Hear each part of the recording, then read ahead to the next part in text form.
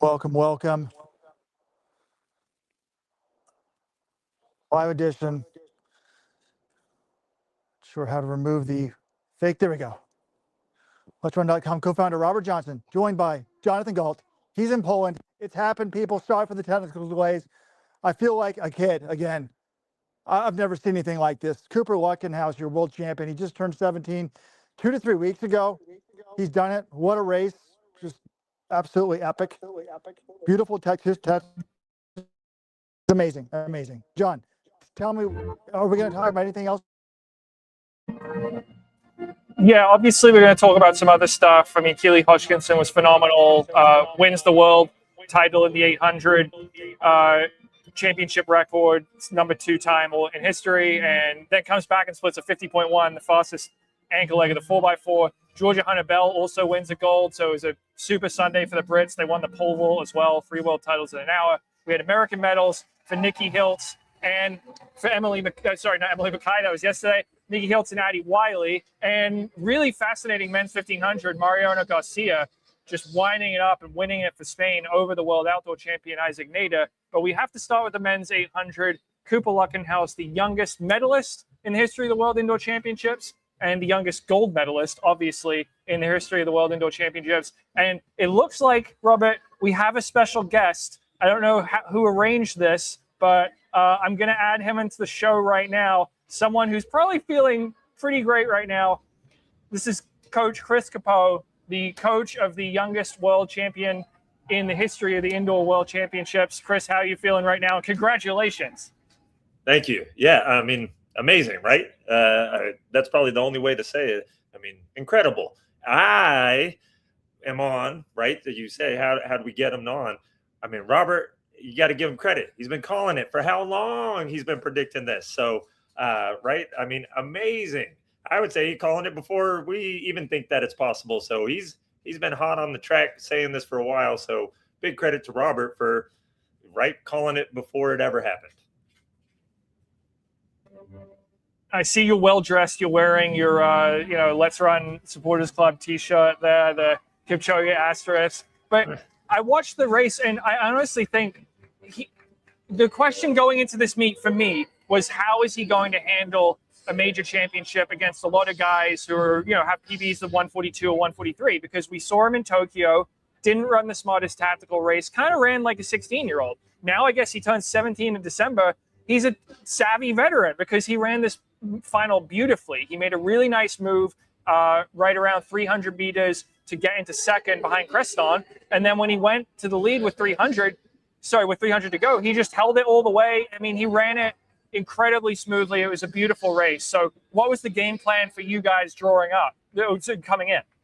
We'll go with what you started with, right? Like kind of keep going with that, right? A lot of looked like a 16-year-old. He looked like at Tokyo. He looked like it's like all that did was help fuel what the ambition is for his future, right? So in a good way, right? In a powerful way of like, we get it. We didn't have the experience. So you have to go get the experience, right? And then being in that race, I think you allow him in the final, right?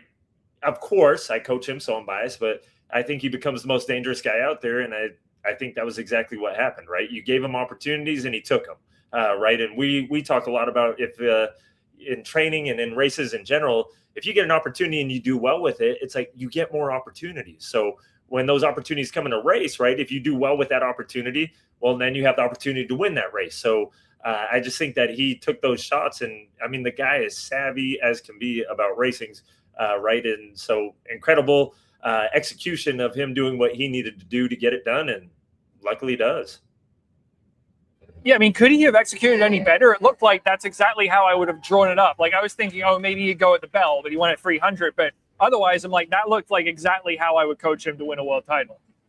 Yeah, I mean, the biggest thing, and we had no clue when it would be, right? But it was kind of which I'm sure everyone wants to have this idea in the 800, but it was the aspect of like, if it sags, if the pace halts for a second, that's it. That's the move, right? So if that's at 50 meters to go, if that's at 300 to go, if that's at 500 to go, right? It's like that opportunity presents, and he, right, trusting him, right, he'll know it. And that was the conversation that we had this morning, right? Well, this morning for me in Texas was like, look, when that time comes, you take it. Like you just go. And then he did. And right. And then they rightfully made moves back on him and he was able to hold them off. Right.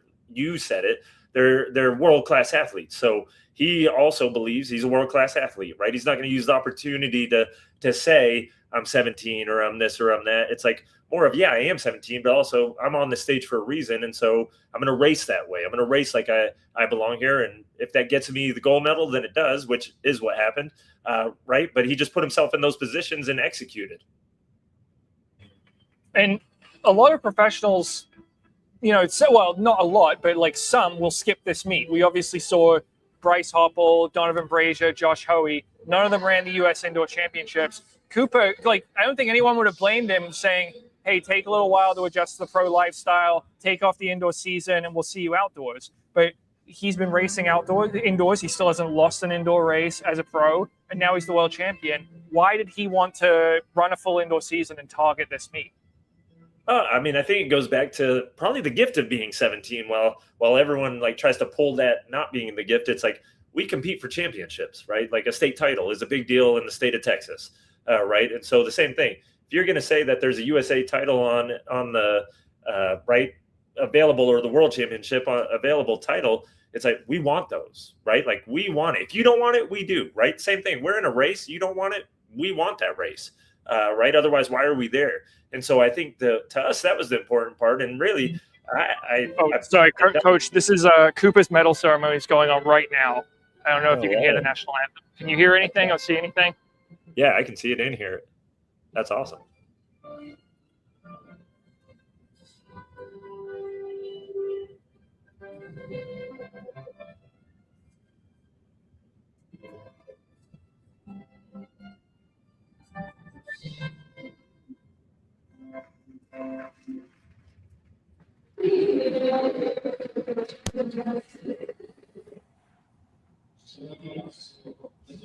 They're just posing for photos on the podium at the moment.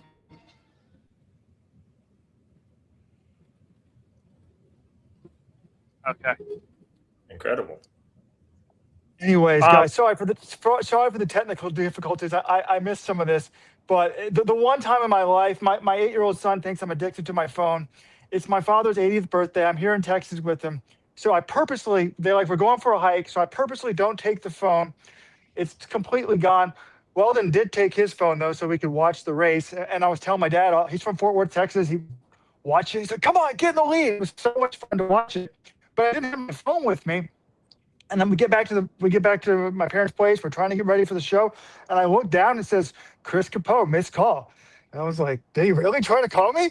So I called him back. He's like, you were there before everybody else. And I was like, damn, I don't deserve any of the credit. Now, John is the professional journalist. He says he doesn't root for anyone, but I don't hide it, man. That was, I don't know. As I said in the text to you, it's just, I feel like a kid. And John, we've seen a lot of phenoms, but there's never been a phenom, the teen phenom that's actually arrived on the world scene from the U.S. I mean, Mary Kane flamed out. Alan Webb never got the medal. I don't know. I could go on and on of the people that don't make it to this next level. And to me, what was so refreshing was this kid seemed to just have his head on shoulders right. Coach Capeau makes him go to the 7 a.m. practice the day after he runs 142. And then the performances have just been there time after time after time again. If Chris wants to give us credit, I guess we should take it, John, here at Let'sRun.com. I mean, before, just a few months ago, this guy was also ran on the world stage, a complete has-been, washing out in the first round. Weldon gives him the Let'sRun.com flag at World Cross Country, and now he's an undefeated monster. So it's amazing. I'm kidding, but it's well, I can't imagine what it's like to coach it. Like, Chris, is it just is it just a thrill every day? Oh, I mean, 100%, especially when you're talking about in this opportunity that just happened, right? But I always, and I think that's the story that probably most people overlook on tons of people. It's like, it sounds like silly, but it's like his mom and dad and brothers, like his family unit is an incredible aspect of this whole thing. It's like, that's why he's like so enjoyable. It's like they've kept everything so fun and normal, right? I think that people overlook that, like, right, all of a sudden, I don't know, I mean, right, I was talking earlier about Michael Jordan on his documentary. He talks about how, like, right, he becomes a rookie, gets invited out with the guys. He goes and they're like only just all trying to party and whatever. And it's like, well, that's not why Michael Jordan was there. And so he becomes Michael Jordan. The same thing. It's like, if you were to say that about Cooper, but also about his family, it's like, look, when we show up somewhere, as far as his family, it's like they show up to do as best as they can. And they don't know what that is, but they're going to give their best at everything they do. So that's why if you look at their family, they are in leadership roles. They're in opportunities to win things like this with Cooper. But it really is like, because it's based on just simple, fundamental things of like, let's enjoy things and do it the best that we can. I think a lot of people say that, but it's like a lot of people don't actually do that.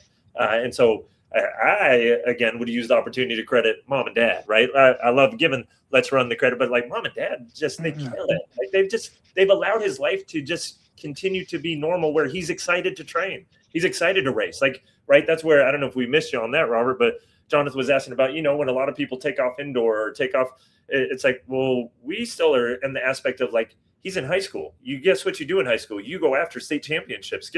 Right? He's in high school still. So there's a USA championship. We want it. Cool. You don't want it. We do. There's a world championship. Obviously, plenty of people want it, but it's like, we want it too. Like, if that title's there, right, we're going to chase that just as we would if he was in high school right now. We'd be aiming for the state championship in Texas. Like, and I think that's a lost art of like, yeah, we still love the sport. And I was fortunate enough, again, to be coached by Steve Scott. I asked him the one thing. I said, what would you change if you had to change anything through your whole career?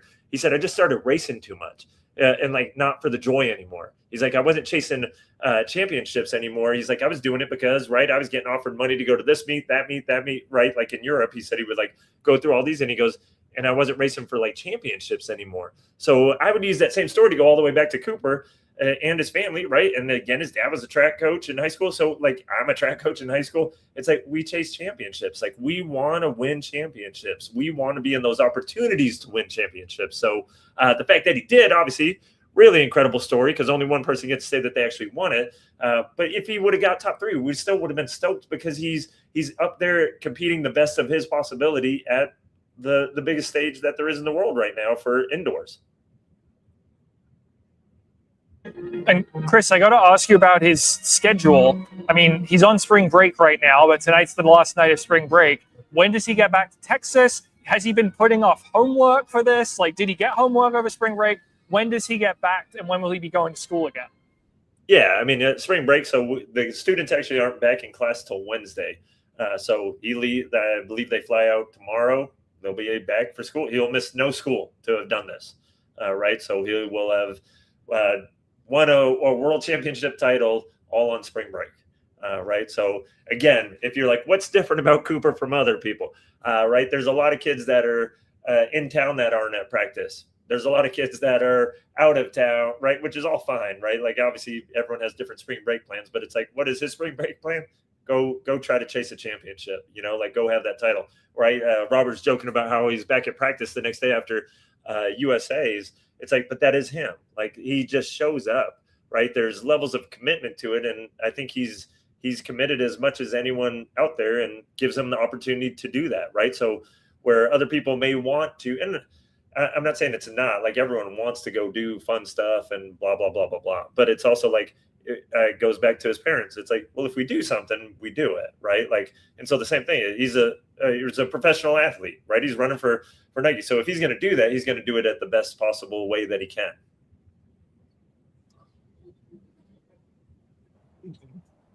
Did it pretty much go out?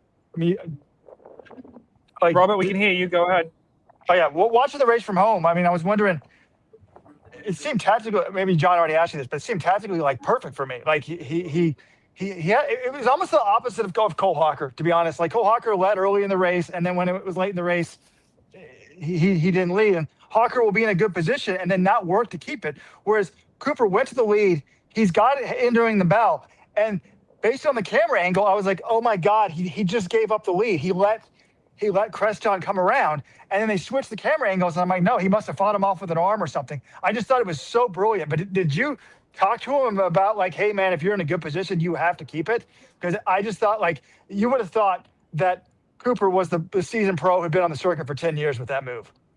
Yeah, I mean, it wasn't about keeping it, but it was when you make any move, if it would have happened from the get-go, it was when you take the lead to go right win, you take it, right? So as soon as he had committed to the front, well, then the commitment was there, right? That's where I was talking to John a little bit ago. I think we lost you. It was the aspect of like, if you take it and it's 50 meters to go, then you go win it, right? If you take it 500 meters to go, you go win it. But when you take it, you take it, right? And I'm sure everyone ideally has that plan. He just fortunately was able to execute on that. But it was, yeah, don't give it back, right? There's not many moves to make on an indoor track. So when you have that opportunity, it's like you use it and you go after it. So yeah, I thought same thing on that camera angle. I was like, oh, okay, everyth's good, because it was like that little moment where you couldn't see because they were coming hard, right? Bowl went on the outside and all that stuff, but he held them off. And if you were to say what I thought could possibly happen in the last 200 was that because you I don't know if that was John or you, Robert, that said, well, it seemed like it might have been a good idea to wait till the last 200. It's like, sure, but in my mind, if it was down to the last 200, and if that's where it had to be, then it obviously would have done that. But I think then you're the one on the outside of Creston trying to get around him, right? So instead, he had to get around you, and you executed perfectly. You kept him out there and made sure that you held the lead when you took the lead. Absolutely. He measured it, and it worked out perfectly. Really impressive. Creston was saying, he kept trying to fight him for it, and Creston just couldn't get around him. Cooper was too strong, which is incredible for a 17-year-old, 144 back-to-back days indoors. I mean, the strength he showed throughout the rounds to be able to do that in the final and run 144.2, that was also super impressive. I'm curious, how did you watch this race? I know that when you watched the U.S. final, when he gets second, you're at home screaming at the TV. What was your experience watching him from afar in the World Final? Oh, yeah, 100%. This one, I don't know if I just had the lag time on our TV, but my phone starts buzzing. And I'm like, oh, and Lindsay goes, put your phone down. I don't know what, but it's buzzing. And I'm like, oh, shoot. I was like, so I didn't look. I literally throw the phone over. Also, my phone's ringing, right? And so there, and someone's trying to FaceTime me. And I'm like, oh, which I guess I did miss a cool opportunity because I could have saw his celebration lap. But I was like, I got to watch the race. The race hadn't even started. And I'm getting all this happening. I'm like, no. Don't do this to me. Peacock, show me it, live time type of situation.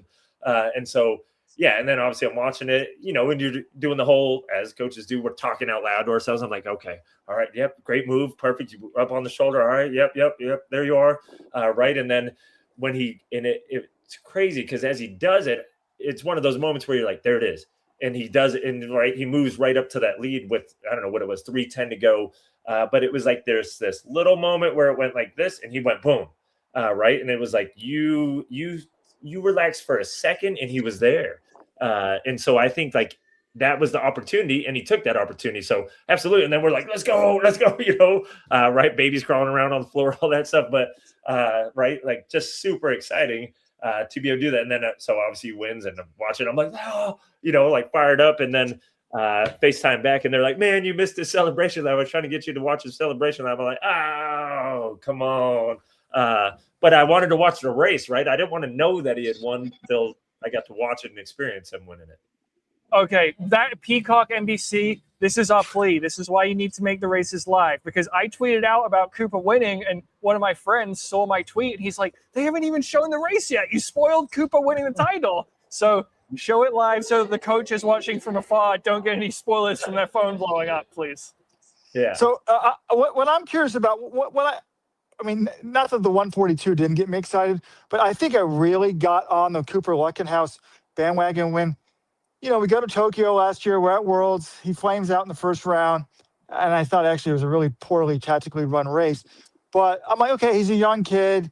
He's probably tired end of the season. But I'm asking him hey, how were the workouts between USA's and here? And he's like, well, that's the most disappointing thing. He's like, they were significantly better than before USA's. And when he told me that just didn't compute. I'm like, okay, he's 142, but he's at a whole nother level. This is not going to be a flash in the pan. This is just a guy that's still 16. He's still maturing. How much better can he get? And it doesn't really make any sense because if he continues to improve, it's going to be something we've never seen before. So I'm curious, in your mind, how have the workouts been this winter compared to last summer? Is it just like a normal high school junior? He's just getting better and better and things are coming more naturally to him? Or would you say they're similar? I used to always think sort of if you could get in the indoor season to similar to your outdoor shape, you were doing a very good job as a runner and as a coach, but how would you compare sort of his training the last few months to, say, last summer? Yeah, I think like I was just saying, we had a idea of what we want to go after on the season. And so the aspect was then you take those months, which all coaches do. You look at the end and you kind of work backwards. So we had the progression that we knew we wanted to hit ideally. And then we had priorities that we were going to go after. Right. So as far as with him, it was, we know that we've got to be, you're a year older. We've got to be a little bit stronger. So we got to do a little bit more strength work. Right. Also, we know that your speed is good and you're still young. So we're going to keep building the speed as we have. So I think that's been the huge part. Is it's really been simple, but they've been exceptional. I mean, what was it, 2-3 weeks ago? I remember telling his dad, I said, I don't know how to tell you. I said, I think this has nothing to do with 800, and I could be totally full of smoke.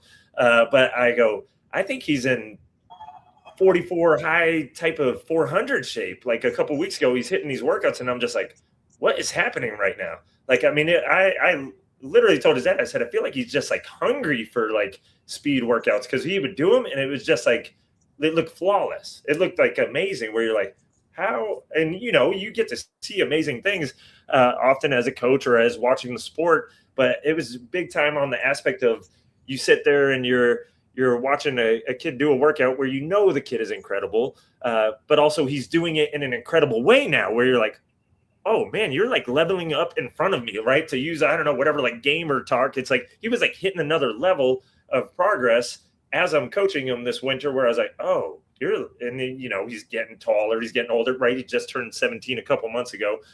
It's like, oh, you're still, it's crazy, right? And I think that's the part that it's always going back and forth with. It's crazy that it's like, you are this good, and yet you're still growing, you're still developing, you're still, right? Like, all of that stuff. You still get to go home and get the love and appreciation of your mom and dad. Like, again, things that people would undersell. It's like, that's a huge thing. You're getting to go through some of the hardest things. Imagine, right, Tokyo happens and everyone, and right, like I'm saying, it's like, good. Everyone can keep saying all that stuff. Everyone can, like, that's the great part of like the team and the unit and his family around him.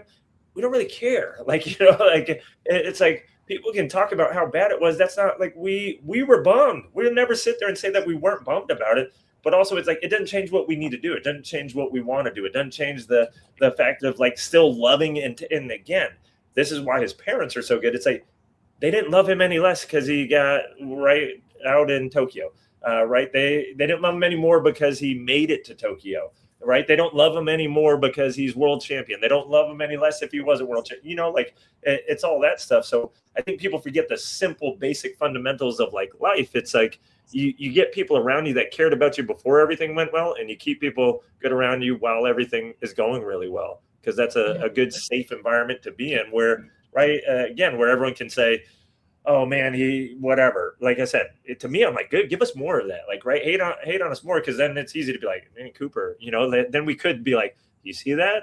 Robert was a fan. In other parties, we understand the reality too.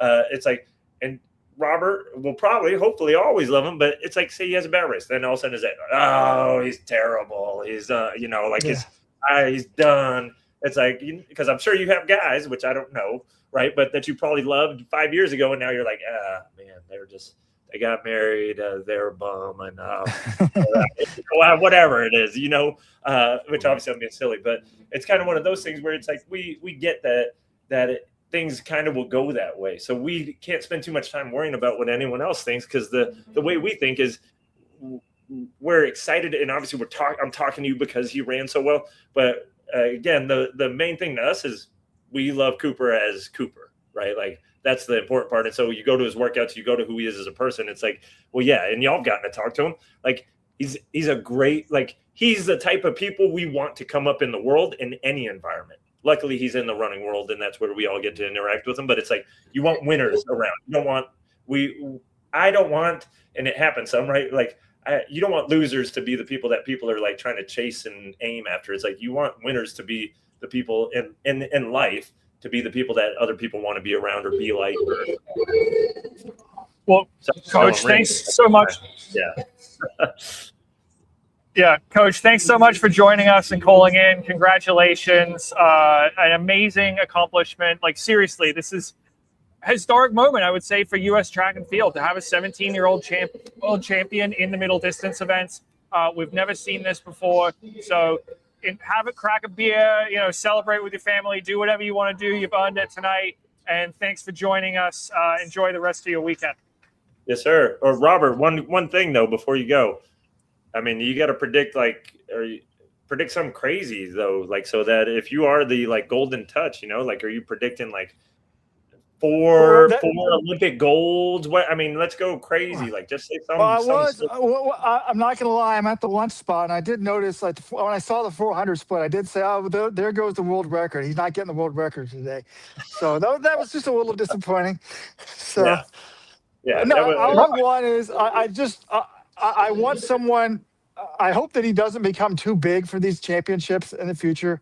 I mean, obviously, the next World Indoors is in India, the Olympic year, but just love to compete and do your best and represent the country. And win, lose, or draw, we'll take that. So yeah,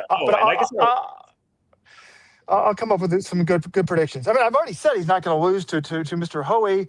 I don't know what else I can predict. I guess the first. Which one of you guys?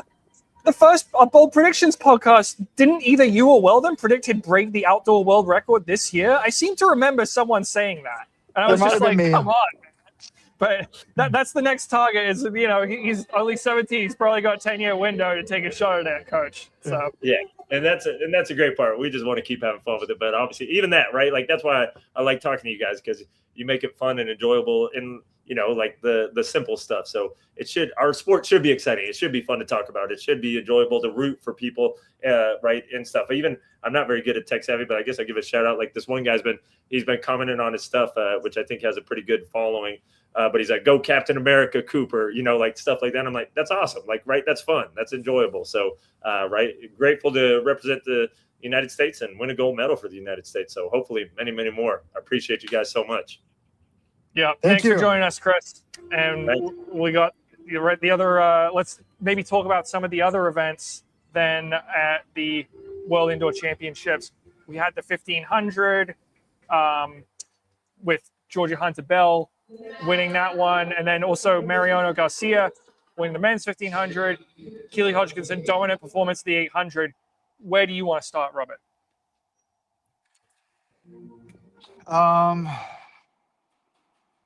To me, the most tactically fascinating one was the men's 1500. I know it was the one that Americans didn't medal in, but to me, that was sort of the approach that we've seen Jakob Ingebrigtsen use, going wire to wire in these European championships. Jakob will go to the front and then just get faster and faster every 100 meters. And that's exactly what Mariano Garcia did.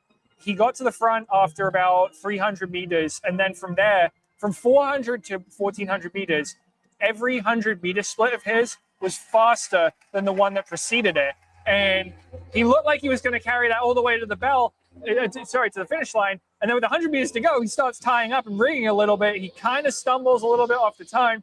He ran his last 113.63, but at that point he had to close. And Nader, I think it took him out. It took something out of Nader. And I think you might, if you're Jakob Ingebrigtsen, you look at this race and maybe I should try doing this. If Nader, who had clearly the best kick in the world last year in Tokyo and had that sick last 100, if he's only closing the last 113.8 off of this approach, maybe this is something I should try doing in world finals. I know I would bring it back to Jakob here, but Garcia deserves credit. First guy in history to win the 800 and 1500 at World Indoor.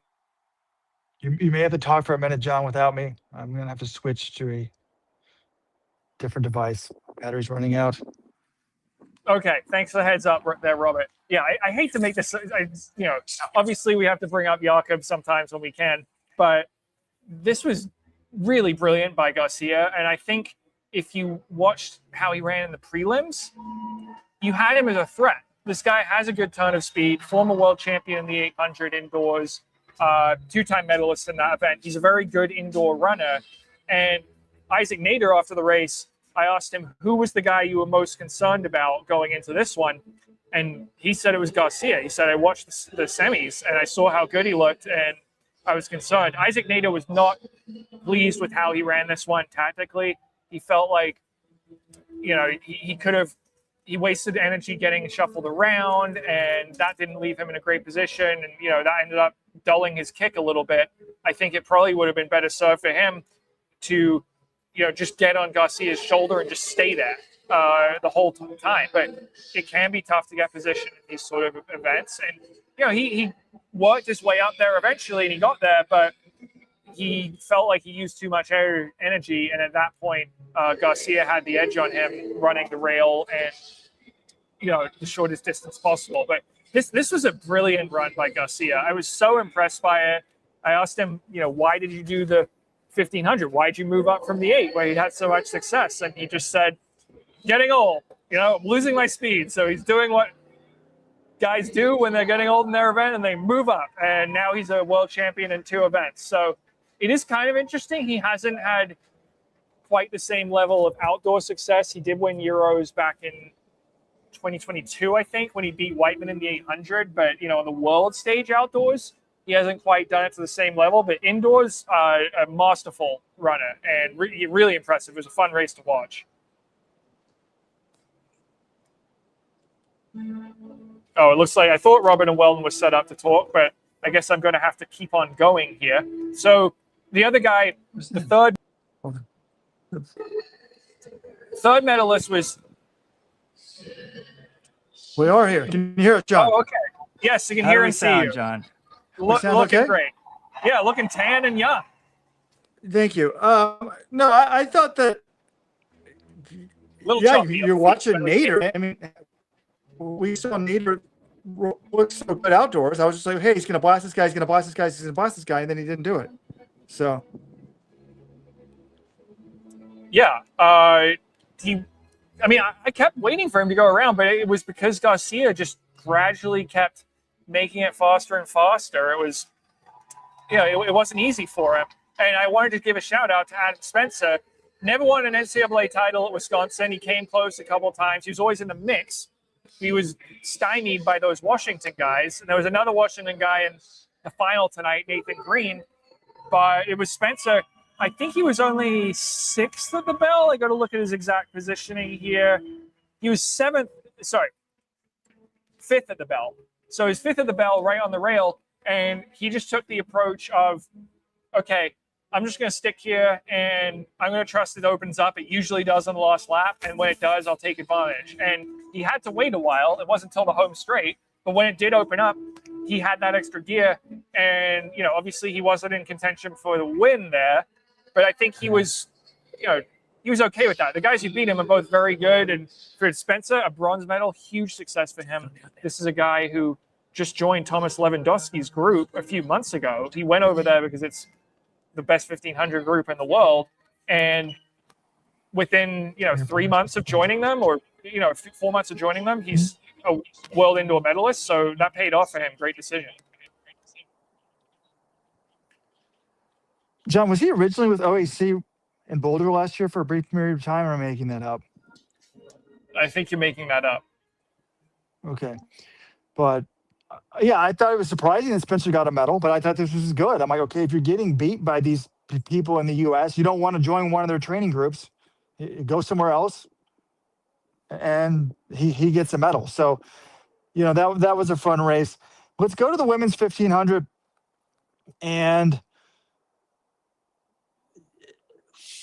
in the end, I think the big storyline here is it was a wonderful opportunity for someone to win their first global title. Was it Georgia Hunter-Bell? Was it Jessica Hull? Was it going to be Nikki Hiltz? Was it going to be the French woman that you love with the big kick? And in the end, as you can see on those of you watching live, it was Georgia Hunter-Bell in dominant fashion, 358. And the Ethiopian took it out hard, gapped the field, kind of was big enough lead for me. I think it was like 62 for the first lap. Had like a 3 or 4 second lead. For a brief moment, I was like, oh my gosh, could she run away with this from the front? And then I saw a 33 on the 200. And I was like, nope, that's way too slow. When you're more than 400 meters out, they're going to catch her. And they most certainly did. And in the end, I think not a surprise really that Hunter-Bell is the winner here over Hiltz, because she's got the global medals both outdoors in the 1500 and the 800. and she's your winner here. Well, I think the race played out very nicely for her, and she said in the mix zone afterwards she was kind of glad that it played out the way it did, because a faster pace, I think, helps both her and Jess Hull. If this was a pure kickers race, then you're bringing in Nikki Hiltz and Gilmo, and I wouldn't be surprised if either of them outkicked Hunnebell or Hull, because we saw Gilmo do it last year at Euro Indoors. So I think the hot pace and having to reel in Hylom did benefit Hunter Bell in the end. And yeah, she took it upon herself. She knew she had to close that gap eventually. Really good run by her, and she still had some nice zip in that last 100. So really cool. I mean, one afternoon for that training group, the M11 Track Club, you've got in the history of the World Indoor Championships, no British woman had ever won the 800 or 1500, and now in the span of about 45 minutes, they get gold medals in both events from the two training partners. So that was awesome. I mean, Georgia Hunnebell's story is incredible. I remember at this meet 2 years ago, she got fourth, and we thought, oh, this was a neat little story. You know, the cyber security analyst who takes up running. She was kind of a flame out of the NCAA, took a break from the sport for 4 years, gets back into it. Famously, one of those early races was a park run, but she was inspired by seeing the people she grew up racing against, succeeding at the Tokyo Olympics. Now, 2 years later, she has 2 world indoor medals, including a gold. She has an Olympic bronze medal and a world championship silver medal in 2 different distances. It's one of the craziest stories that we've seen. Like, normally, someone like that, fourth at world indoors, you're like, oh, that might be the peak. No, she's just kept getting better and better over the last 2 years. It's been really impressive to see. That's a great perspective, John. Just 2 years ago, we're okay, fourth, cool story. No, she was just getting started. And I mean, this is a woman that like couldn't score Pac-12s when she was in college, never sniffed an NCAA meet. Really, really phenomenal. Talent does not go away, folks. Do not forget that. I was thinking big picture wise. Well, I guess we should talk about, the women's 8. Keely ran away with it from the front, just as you would expect. And then Addie Wiley gets, congratulations to her, self-coached, bronze medal. And then the silver went to, help me, John, you remind me here. Women's 800, Audrey Wero, 156.6. I mean, she did basically all she could. 156 indoors is phenomenal. And it's just, she lost to someone who ran the second fastest time ever and is the world record holder. So I don't think she can really have any complaints, Wero, about how she ran. Addie Wiley was a little disappointed. She felt like she could have run a little bit better. I don't know. She ran 158 in her third race in 3 days. I thought it was a very good run for her. She would be a senior in college right now if she hadn't turned pro early. So for her to get second behind the Olympic champion and the Diamond League, third behind the Olympic champion and the Diamond League champion, I thought that was a very nice run for her. And this is the kind of performance and meet she needed, because we've seen her in these big championships put herself in bad positions and not really run up to expectations. I'm talking USA's and World Indoors. For this one, she ran really well, and she was very proud of the tactical progress she's made over the last couple of years. I thought, and I think she should be, and that's what comes from racing on the circuit. She's had experience racing the high level. If you're not in the NCAA, she never was, you need to give yourself opportunities to get used to racing against these fields. And she's been on the circuit the last 2 years, and I think that has paid off. Now, Robert, I do have a request, though. I didn't get a rant about Berke Hylom's tactics in the women's 1500. I know that criticizing the Ethiopians' tactics in these finals is one of your favorite things. Like, I'm sorry, but she goes out in 2:05 for 800. That's 3:54 pace. She's clearly nowhere close to 3:54 shape. Like, this isn't new for her, but like, what are you thinking? Why are you doing this? You're torpedoing your race by trying to run that fast. I just don't understand it.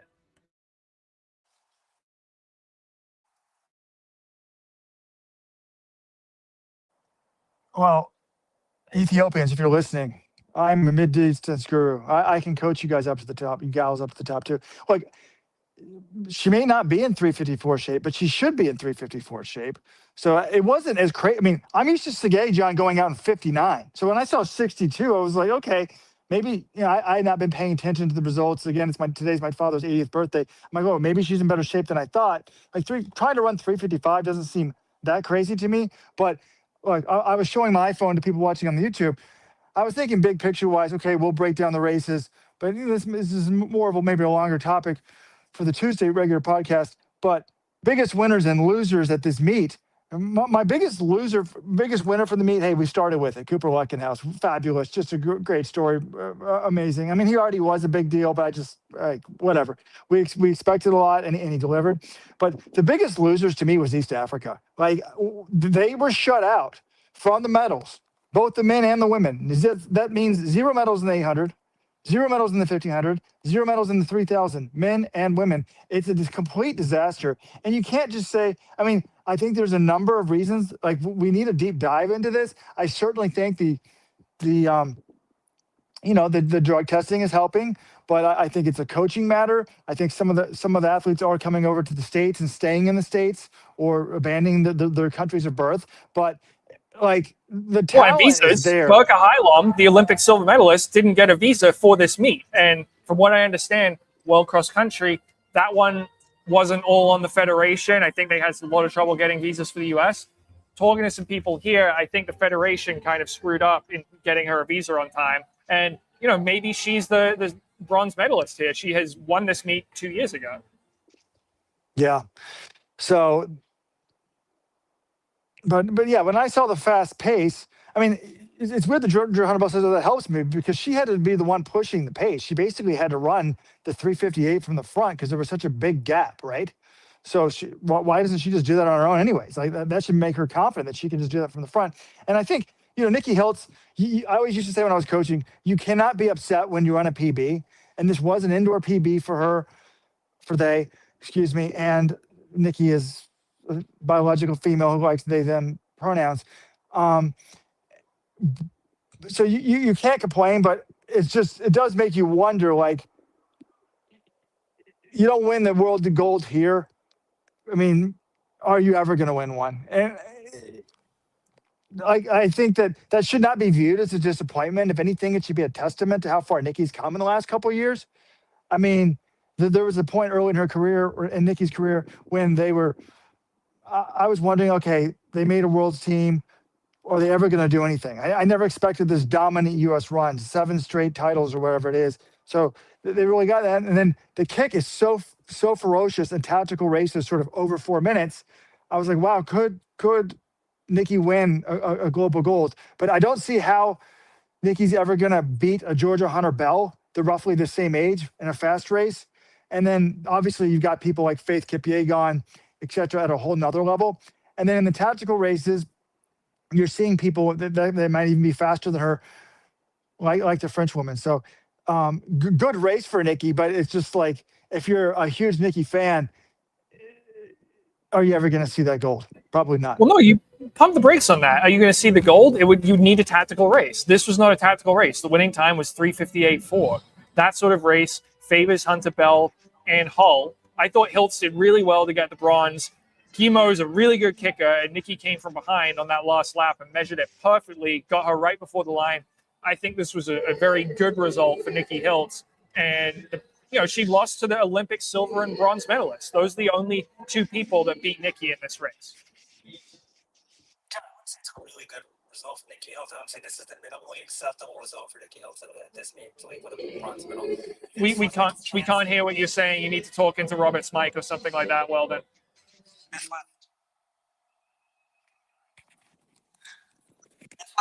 John, I would say this was not a strong performance for Nikki. This was Nikki's chance to get a gold. I feel like what happened today was more minimally acceptable, leaving with a medal. Like, this was the chance. Could she ever get a gold? Could Nikki ever get a gold? I don't think so. Maybe in India in 2028 when people don't show up, but like, it's a decent race. What has been so underappreciated, though, look, if we fast forward back to 2019, Nikki made a world's team. We're like, wow, that is great. fast forward, you say, hey, there's going to be a point when Nikki's won 7 straight U.S. titles. I'd be like, no way. Like, we had Shelby then, we had Elise, we had Ellie. Like, and Nikki's actually destroying them at the U.S. level. Nikki is phenomenal at that level, and this level is one level above. That's right. Though I think if you had said, hey, Nikki's going to win 7 straight U.S. titles, I think in 2019, one of my questions would have been, what the hell happened to Shelby Houlihan? And then obviously, we did see she was absent from the scene for 4 years. But I thought, I guess I was a little higher on Nikki's performance today. I just looked at that kind of race and I thought that's more Hull and Hunter Bell's race. One other thing on Keely Hodgkinson, I know we all expected her to win. She did whatever I expected her to do, 55.3 from the front, championship record. But do you guys realize she doubled back and ran the anchor leg for Great Britain in the 4x4 and had the fastest split of the meet, 50.1 on the anchor. Unfortunately, Britain was out of it because their first leg, they put them a little bit behind. But I was like, why the hell is she running this race? It was less than 1 hour after the 800. Not only does she run it, she runs amazingly.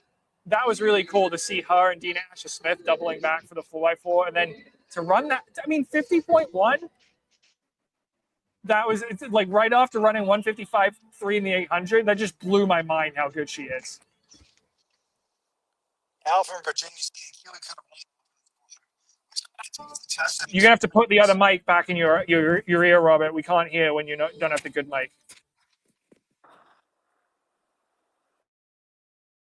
How is this? We're changing to the iPad microphone. How does this sound, John? Sounds great. Okay. So,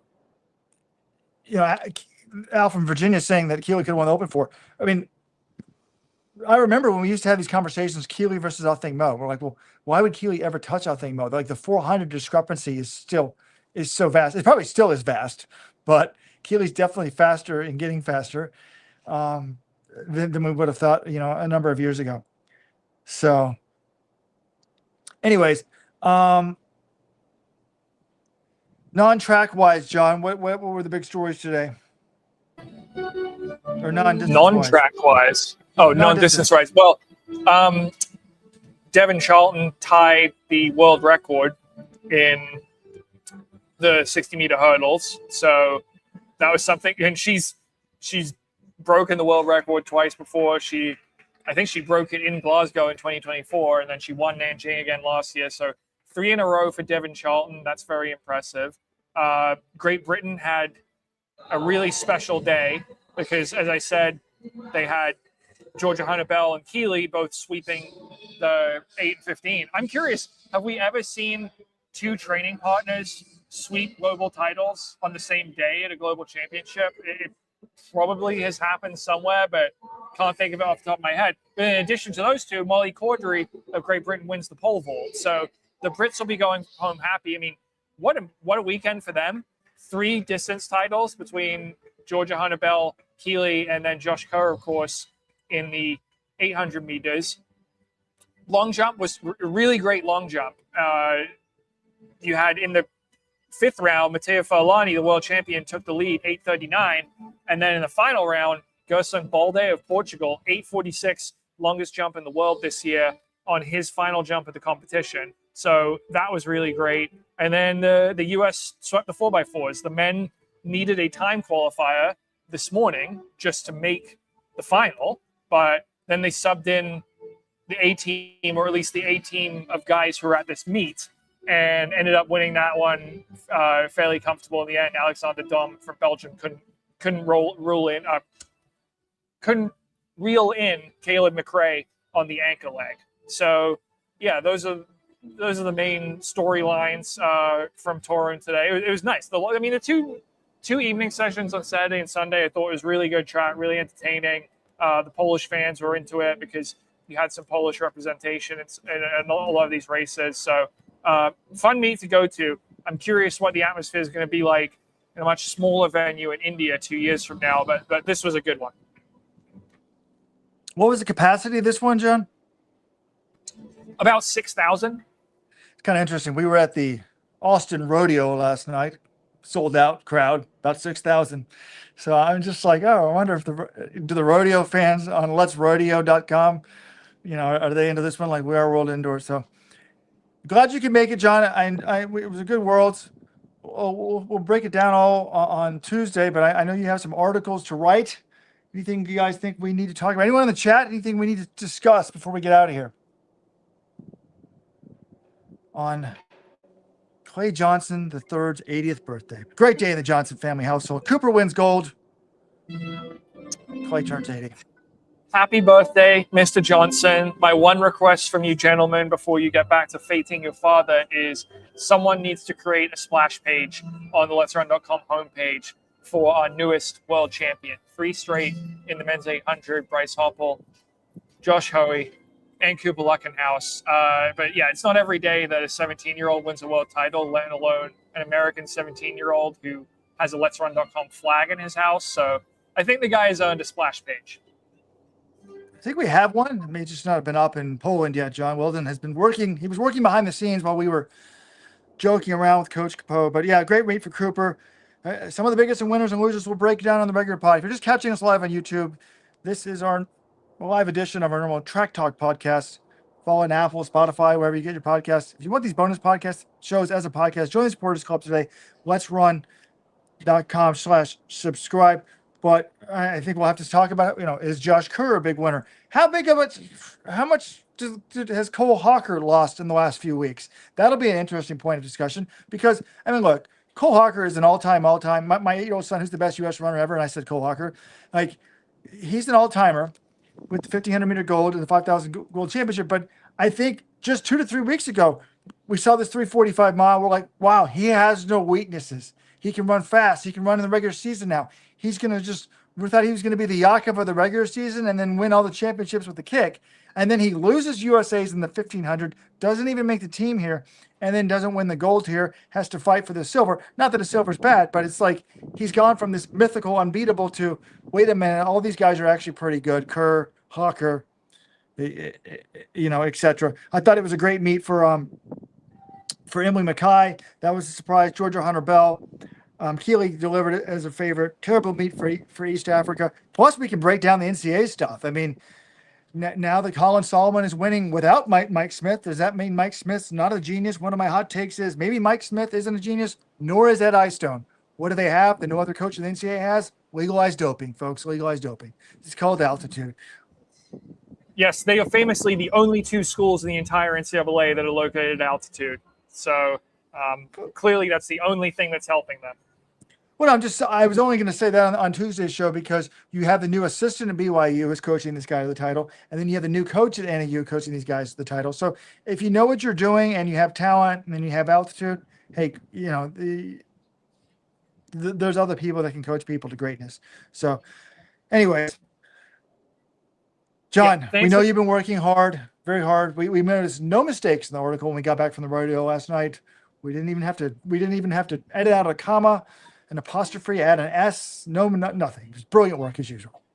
Thank you, Robert. I know the AI is coming for my job, so I've got to up my game and fight it off as long as I can by preventing any typos. So look at that. Yeah. Cooper is golden. Those of you looking live, it's a beautiful, beautiful splash page.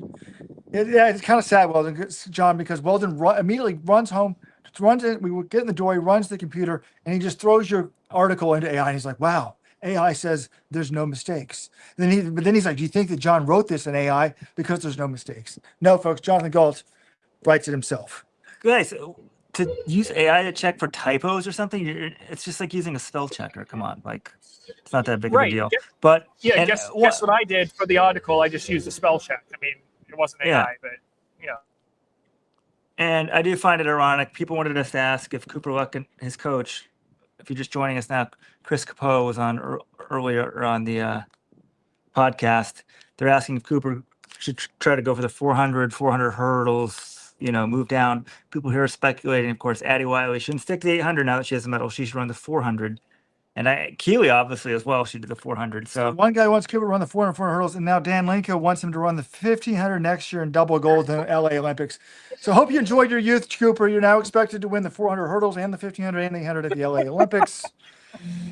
It's just human nature, right? You can't be excited. Like Tom Brady got sick of Giselle, so If he does, or vice versa. if he goes to the 400 hurdles, John, I'm gonna then demand that he also try the steeplechase, obviously. So that would be open up a whole nother can of worms. Yeah, Folks, we're joking. Let's just enjoy today, March 22nd, 2026, Torun, Poland. Cooper Lutkenhaus, youngest world champion ever at the World Indoor Championships. So let's just remember that. It's a historic day in American middle distance running. It was a privilege to be here, and we're so happy that Coach Chris Capeau was able to join us and break it down. So thanks for everyone for listening. If you like this, join the Let'sRun.com supporters club, Let'sRun.com/subscribe. You get all our bonus coverage. You get weekly Friday 15 podcasts, the most comfortable t-shirt in the game. Coach Capeau was wearing one earlier today, your choice. And you get our bonus podcast. You know, this thing, we're broadcasting live on YouTube. You would get that right to your phone as soon as we finish producing it after every major championship, and we go to all of them. So thanks everyone for tuning in.